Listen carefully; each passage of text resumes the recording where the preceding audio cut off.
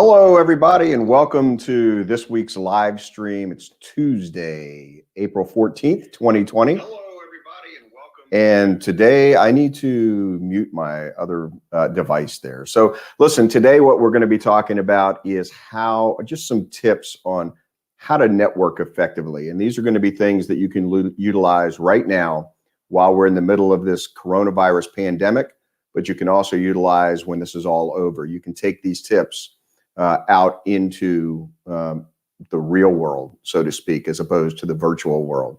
So if you want some tips on how to network more effectively, stick around. That's what we're going to be talking about today. First, let me introduce myself. My name is Michael Short, Mike Short.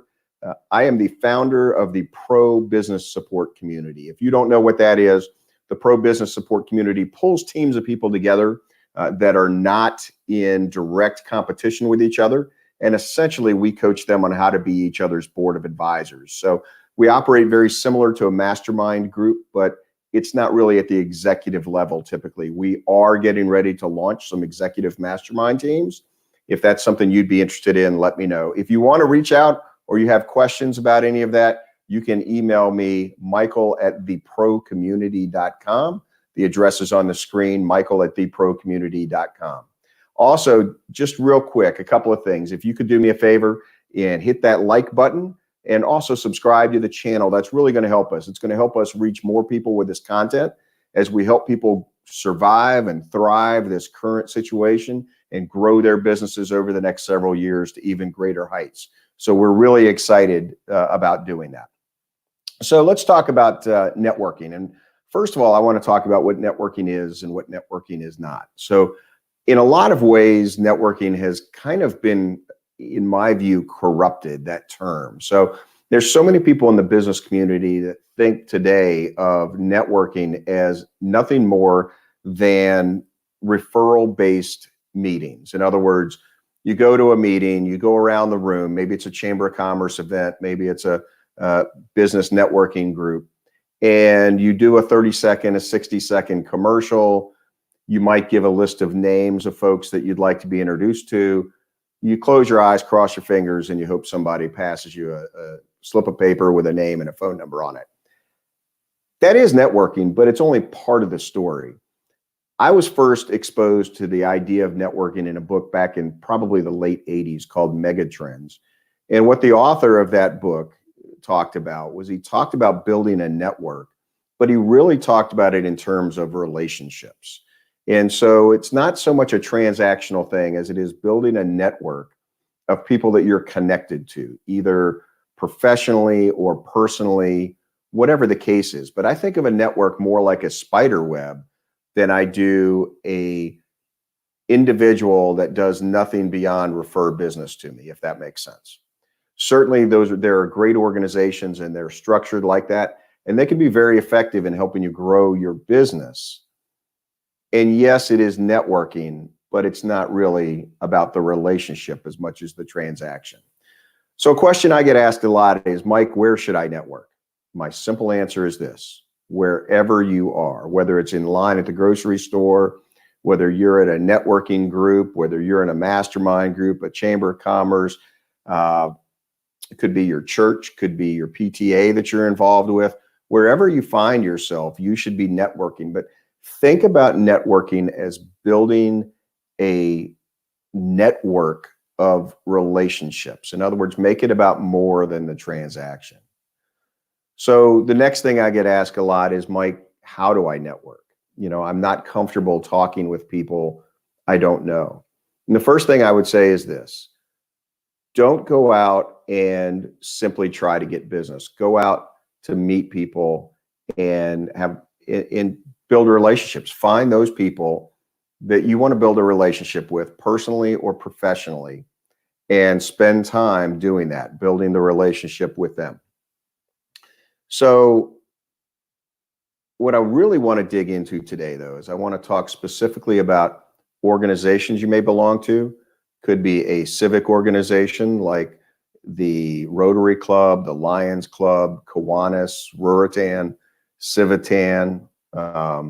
I think those are the major ones. If I've missed one you belong to, let me know in the comments below. I'll make sure I include that next time I talk about any of those organizations. Could be a networking organization. The big one in across the United States is BNI, Business Networking International. And I had an opportunity, gosh, close to 20 years ago, I guess, to meet the founder of that, Dr. Ivan Meisner. Really great fellow. He's put together some fantastic groups really around the world. Another great national one is LATIP. I don't have any direct experience or relationship with folks that are in LATIP, but it's another national organization. And then there are different organizations regionally. I know up in Maryland, there's a group that gets together, and it's called NRG, Network Referral Group. Here in the Richmond, Virginia area where I live, there are several local groups that people plug into and belong to. And then, of course, there's the organization that I personally run, the Pro Business Support Community. Now, regardless of the strategy that group involves, that meeting, that organization, whether it's a chamber, whether it's an individual group, whether it is something specific to networking, here's a few keys that I think you need to take away. Number one is you need to have a strategy for how you're going to leverage that organization. Let me give you an example. People will join a civic organization like a Kiwanis Club or a Rotary Club for a couple of different reasons. One is because of the service aspect, and understand that those organizations are designed specifically to serve others. However, a lot of people join those organizations because they want to get connected professionally to the people that are part of the organization. But what I think you ought to do is you ought to figure out, number one, what is my plan of attack? And this is true whether it's a individual event that you're going to or an organization you're going to join, whatever that is. Understand what your plan is. And the first step of developing a plan is establish some concrete goals, right? What would I like to achieve through my membership, through my association with this organization? In some cases, those goals are 100% altruistic. That's fantastic.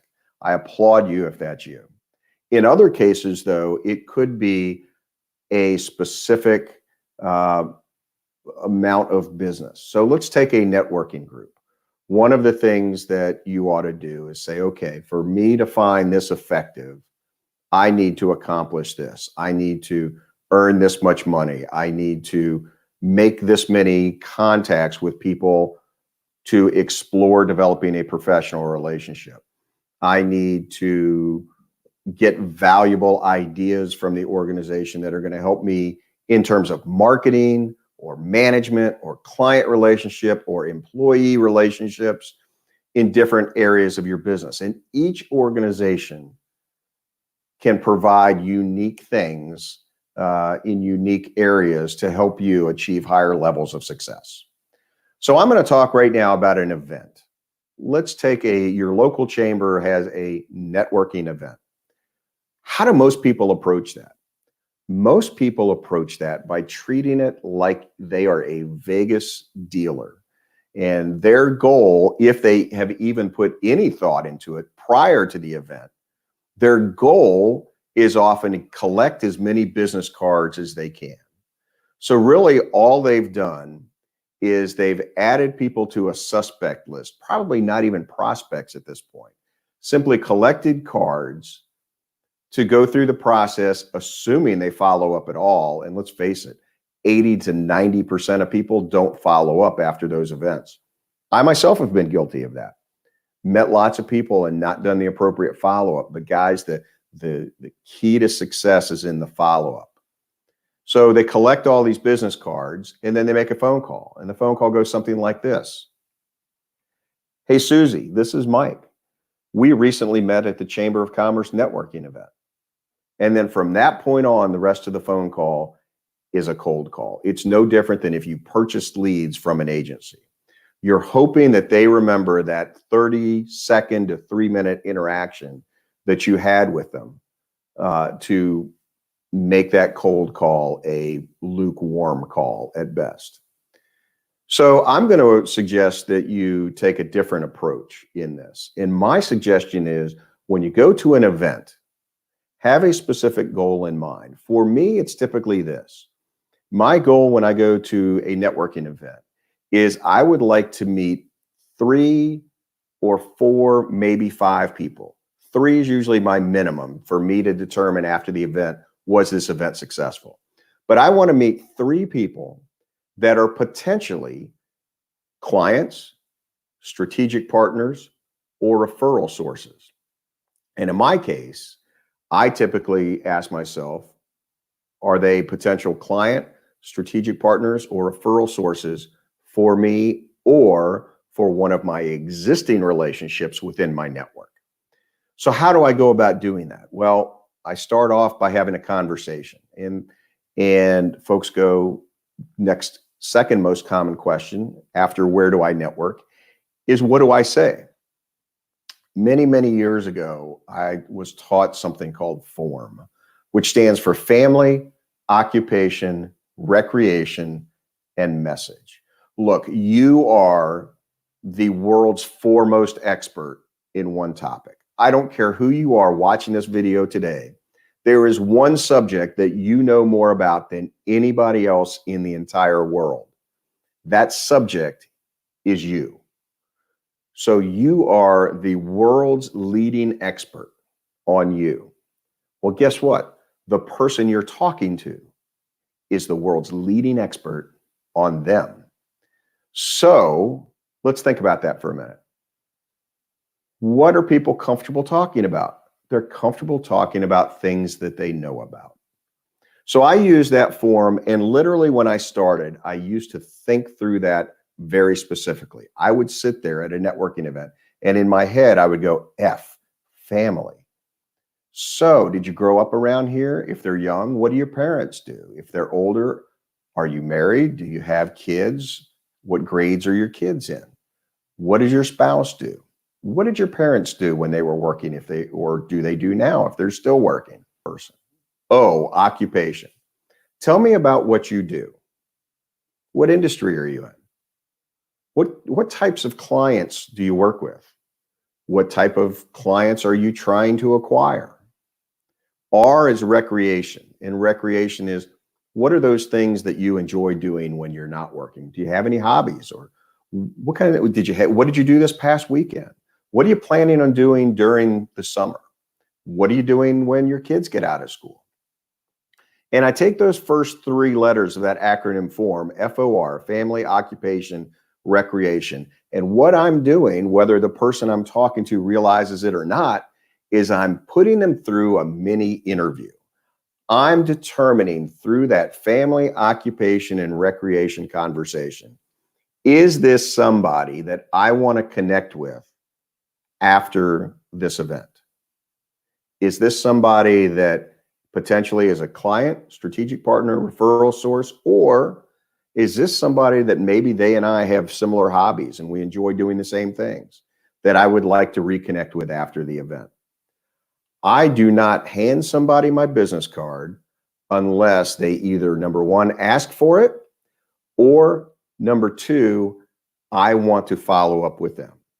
And so during that FOR portion of my conversation, I'm screening them, and that typically takes 3 to 5 minutes.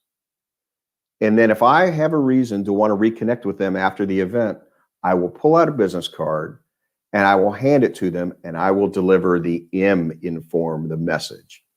Hey, Susie, I would really like to reconnect with you after this event. I think we're working in some of the same markets and we might be able to help each other. Or, gosh, Bob, you know what? You're going sailing this weekend? I love sailing. I would just love to connect with you over coffee and talk about that sometime. Hey, Karen, you moved here from New York. I've got some good friends that moved here from New York. I really think I ought to reconnect or connect you guys. Here's my card. Can I get your information so I can make that connection? Give them, during the message part of form, a specific reason that you want to reconnect with them after that event. Now, what if during that FOR portion, I don't find anything there that makes me want to follow up with them at this time? I don't deliver the message. I simply say, Joe, it was great meeting you. Listen, there's some other folks in the room that I need to touch base with. So would love to see you at the next event. Wish you the best of luck. And I move on. So I've got a specific goal before the event. I then have a plan of what I'm going to say when I talk to people, what I want to accomplish during that conversation, and then give them a reason if I want to follow up with them to follow up with them. Now, I think the same thing holds true regardless of what you do. Let's take an organization. Let's go back to the civic organizations.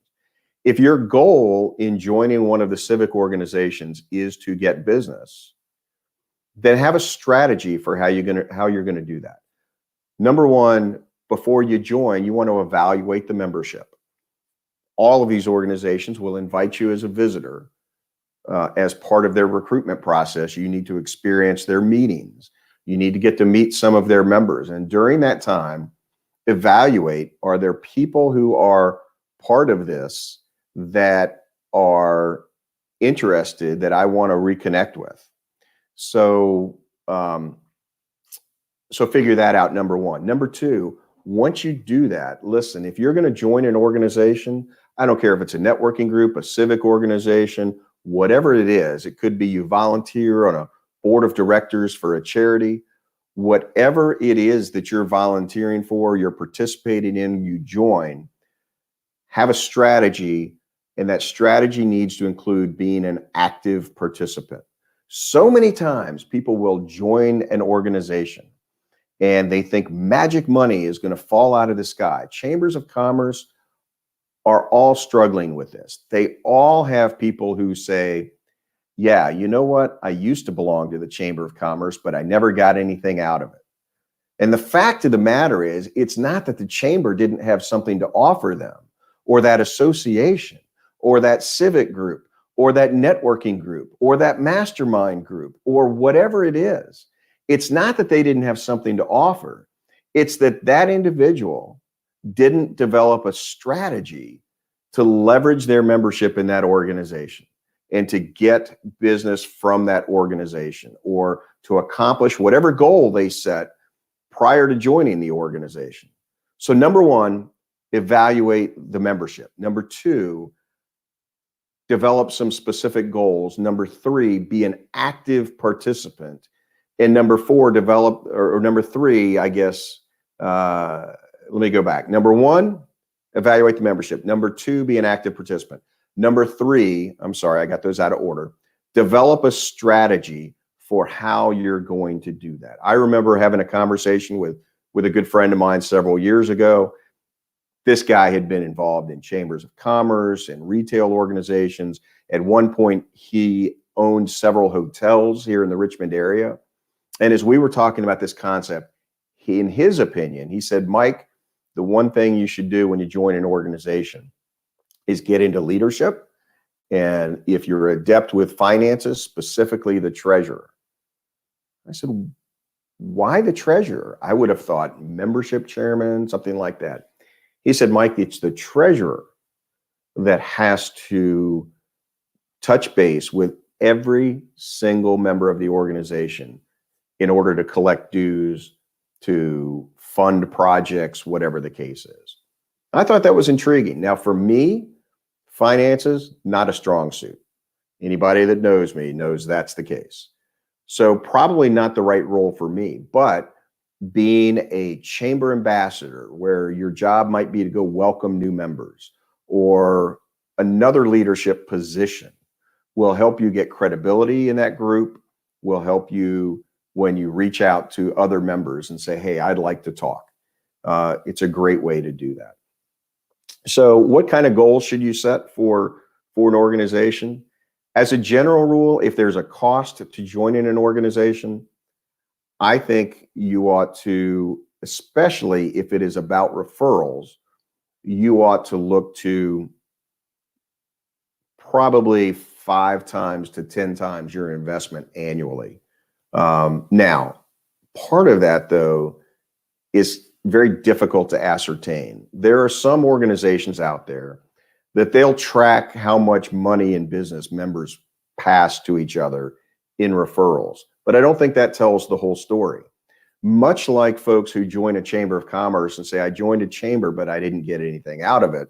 A lot of times you get more out of it than you realize. Number one, you can develop skills through whatever training is offered by that organization that benefits you in ways that you may not directly tie to the organization.